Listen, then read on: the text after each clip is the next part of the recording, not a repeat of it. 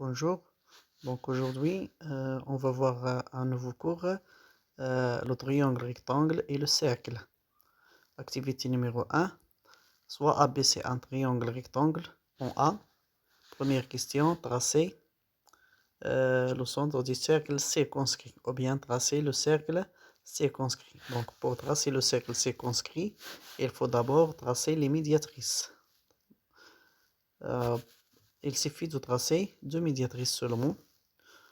Donc, il suffit de tracer deux médiatrices seulement. Par exemple, je trace la médiatrice de BC et la médiatrice de AB. On sait que les médiatrices sont concurrentes en un point si le centre du cercle circonscrit. Donc, il suffit de tracer deux médiatrices. Pas la peine de tracer la troisième médiatrice. Donc, et on a trouvé le point d'intersection. Donc, le point d'intersection, c'est le centre du cercle circonscrit. Traçons ce cercle.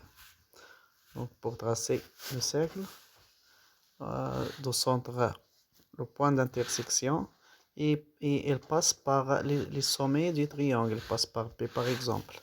Donc voilà, on a trouvé le cercle circonscrit au triangle, le cercle circonscrit. Donc on remarque que le point D, le centre du cercle circonscrit, et le milieu de BC. BC est appelé l'hypoténuse du triangle ABC. Donc, on peut dire que dans un triangle rectangle, l'hypoténuse est un diamètre de son cercle circonscrit. L'hypoténuse est un diamètre de son cercle circonscrit. On peut dire aussi que le cercle circonscrit à un triangle rectangle a pour centre le milieu de l'hypoténuse et pour rayon la moitié de la longueur de l'hypoténuse. Donc, quel que soit le triangle rectangle,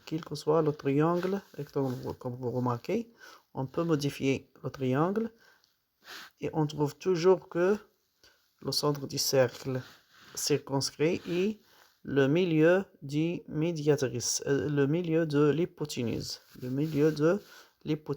Donc, l'hypoténuse est un diamètre de cet cercle, le cercle circonscrit.